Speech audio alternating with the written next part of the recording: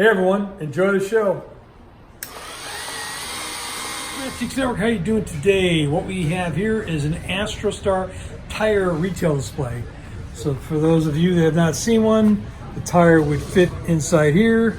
It would be on a showroom site, double-sided, advertising Astro tires. So if you've got a nice gas and oil display that you'd like to display an old tire, this is the way to do it.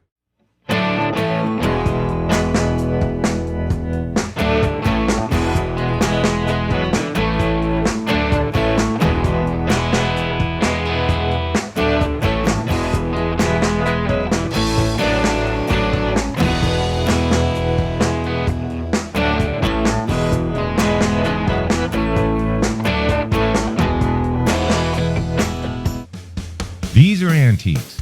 These are mantiques. Antique, mantique. These guys sell mantiques. This is their store.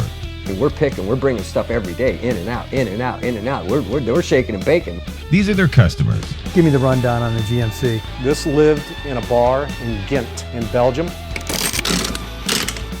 Follow Jim and Jeff from 9 to 5 or after hours as they buy, sell, and restore the coolest stuff for the coolest collectors worldwide.